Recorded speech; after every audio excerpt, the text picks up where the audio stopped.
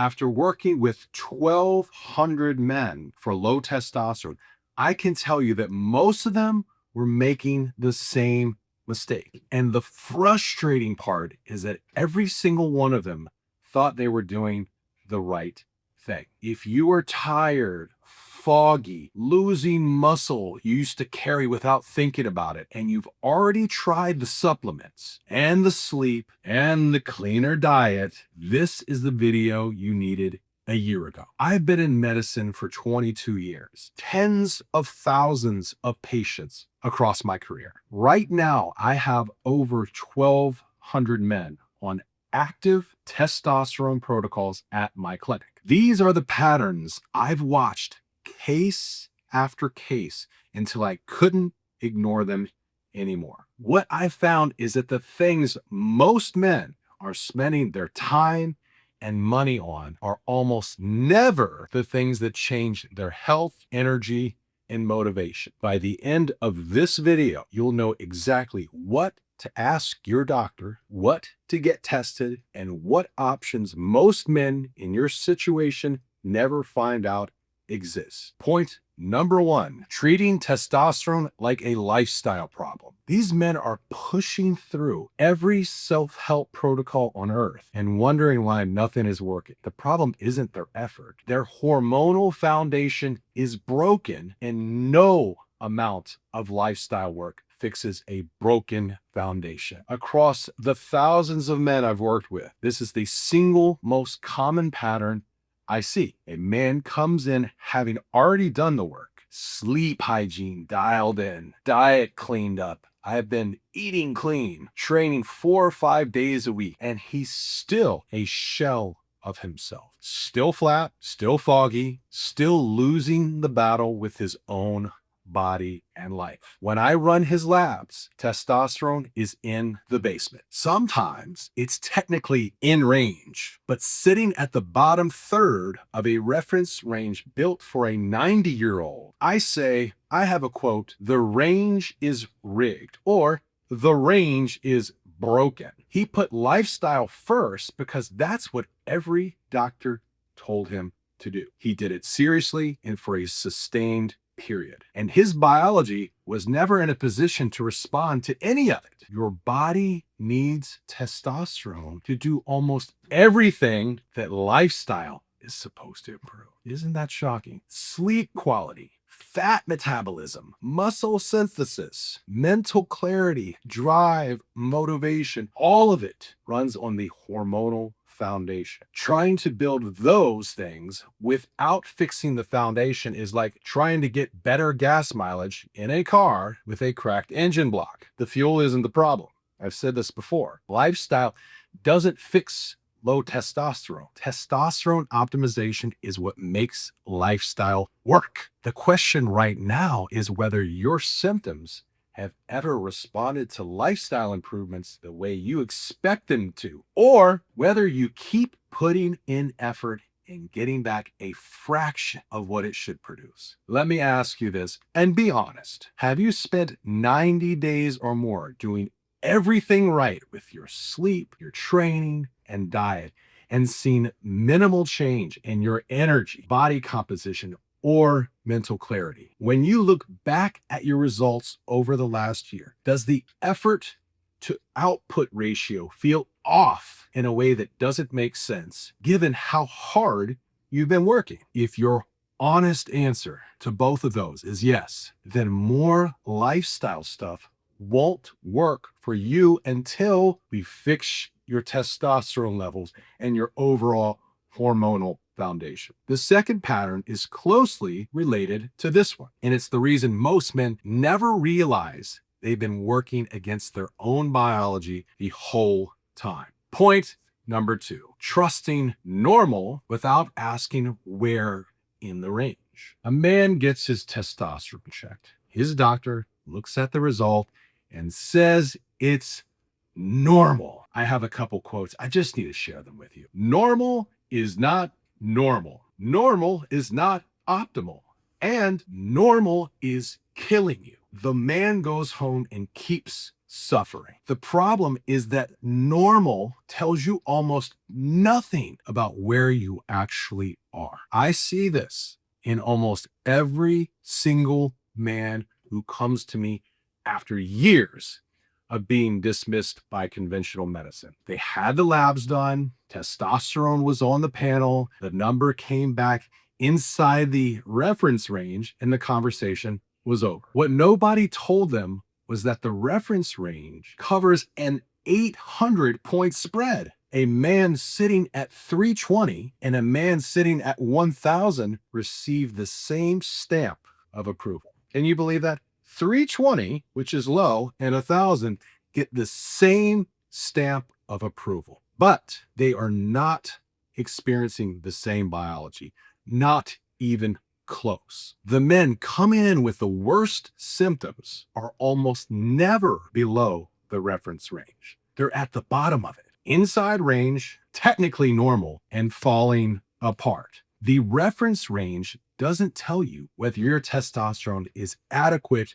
for your body. It tells you whether it's within the range of the population that was actually measured. Those are very different things. It wasn't built around what it feels like to be at the bottom of it. A man at 320 doesn't feel 2/3 worse than a man at 1,000. He feels like a completely different person. Normal means your doctor stopped looking. It doesn't mean you're okay. The number that matters isn't whether you're inside the range. It's where inside the range you're sitting and whether that number lines up with how you actually feel. Do you know the specific number from your last testosterone test? Not just whether it was flagged. Does your number sit in the lower half of the reference range, even if it wasn't flagged as low? Pull that lab result up. Find the actual number. If it's in the bottom third or even bottom half of the range and you have symptoms, that result is telling you something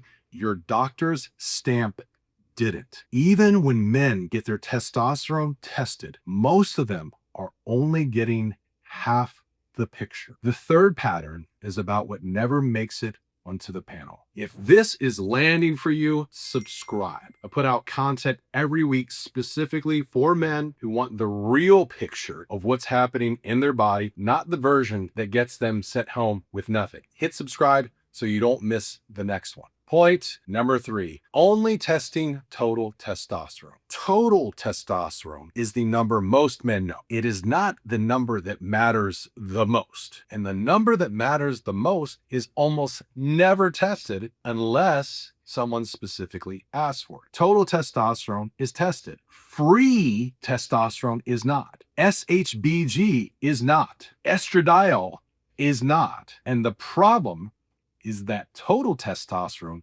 tells you how much testosterone is in your blood. It does not tell you how much of it your body can actually use. I've had men walk in with total testosterone that looks reasonable on paper. Then we run the full panel and find SHBG through the roof, binding up most of what's there, leaving them with a fraction of usable testosterone. Free testosterone, I would say, is the most crucial, important number. That's the number that runs your body. I'll repeat that.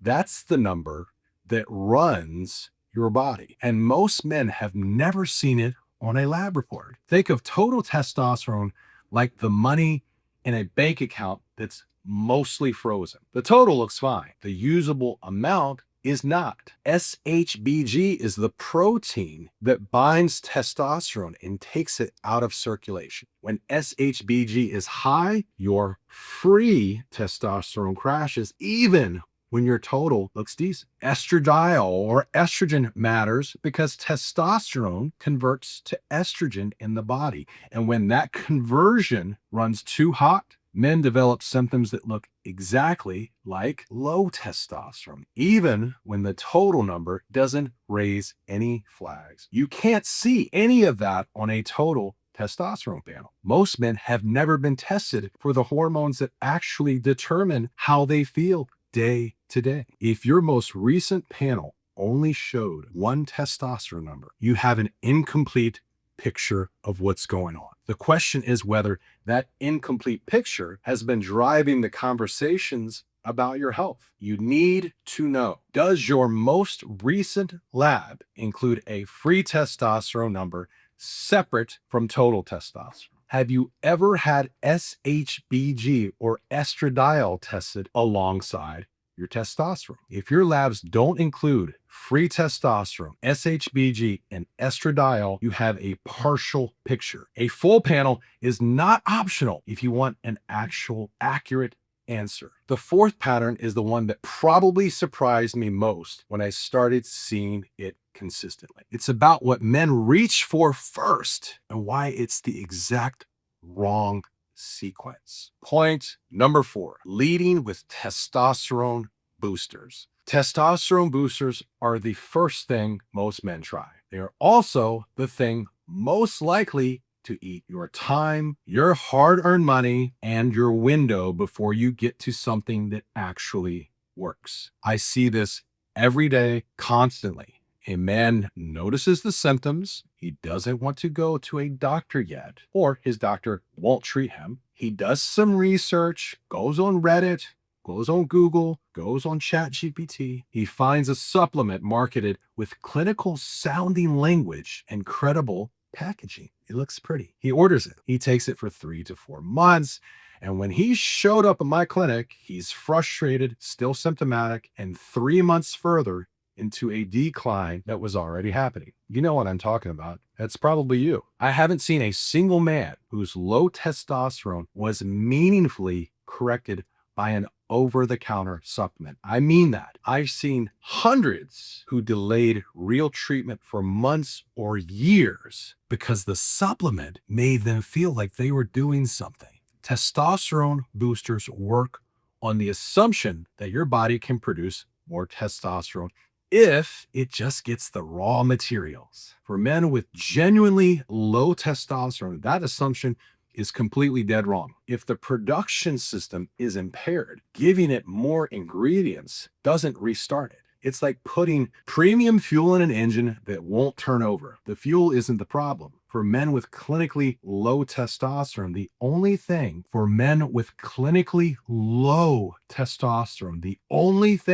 reliably restores testosterone to a level the body can use is replacing it directly under medical supervision. Everything else is wasting time that you don't have. Testosterone boosters are not a first step. They are simply a detour that costs men months of their lives that they will never get back. The question is not whether the booster ingredients have any science behind them. Some of them do. The question is whether they are capable of solving the size of the problem in front of you. And for most men I work with, they are not. Here's the check. Have you spent more than 60 days on a testosterone booster without a meaningful change in your energy, drive, or libido? Did you choose the supplement specifically to avoid a conversation with a doctor about where you actually are? If you've given the supplement a real run and the symptoms haven't moved, you don't have a supplement deficiency. You have a hormonal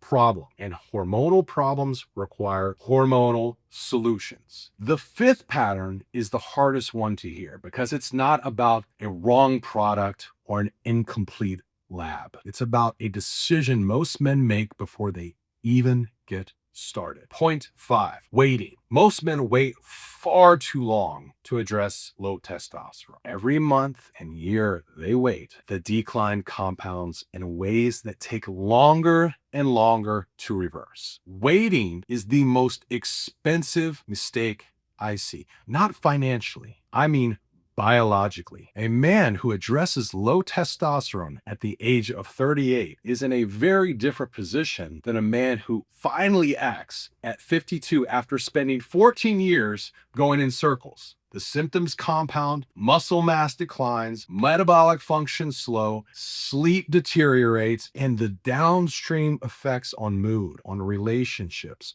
on professional performance add up in ways that are harder to quantify, but absolutely real. The men who come in early, who don't wait for a crisis, recover faster, feel better sooner, and maintain their results more easily. The men who wait because they weren't sure, or because they wanted to try more supplements, or because they didn't think it was serious enough yet, they all say the same thing once they're on the right protocol. They wish they hadn't waited. Testosterone is not the only thing declining when testosterone declines. Muscle tissue, bone density, metabolic rate, mood stability, and cognitive sharpness all depend on the hormonal foundation. Every year of unaddressed low testosterone is a year of compound